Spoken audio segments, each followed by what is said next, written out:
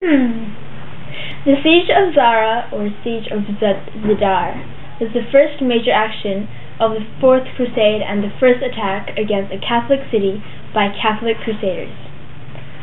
The Fourth Crusade sieged the Croatian town of Zadar, a rival of Venice, despite letters from Pope Innocent III forbidding such an action and threatening excommunication.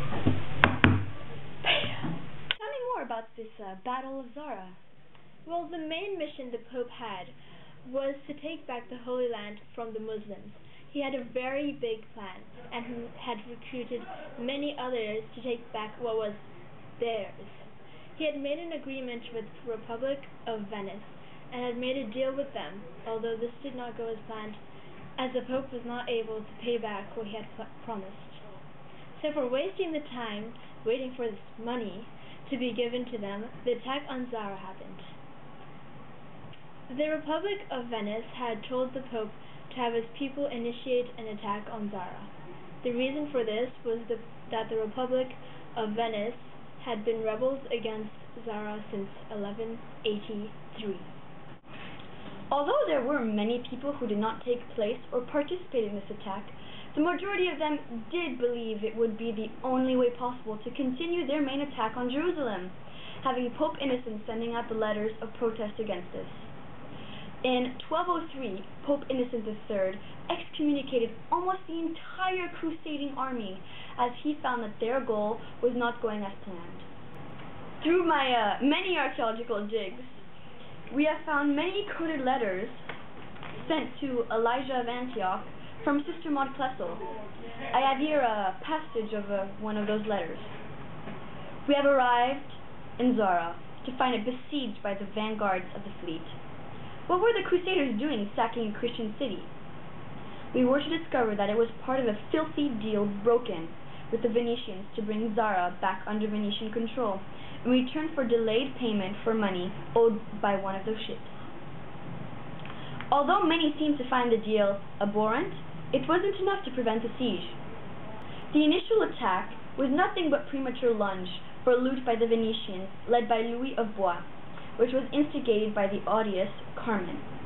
However, without enough reinforcement, they were forced to retreat.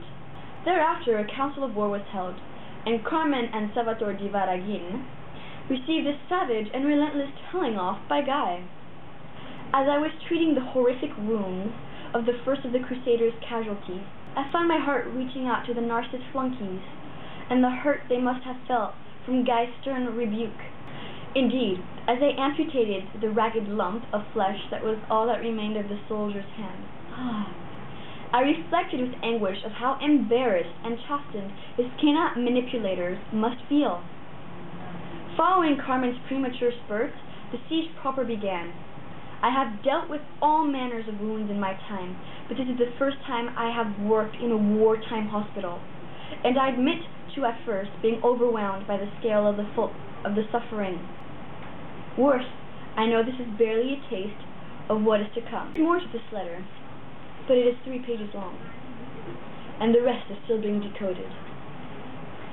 Then, once again, I am Kashimata Habibi, an archaeologist from Cambridge University and a history teacher of this school. Thank you for listening to what I have to say. Shukran. Our harbor as defense, but the Crusaders burst through them in the Venetian ships and landed their troops and equipment without harshment. Zara fell on November 23rd, 1202, to the Venetian army.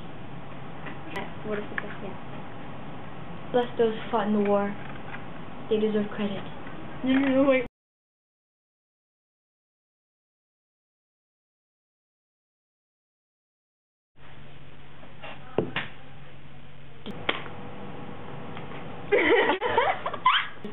Casualties. Yeah, casualties. Ah! It's so...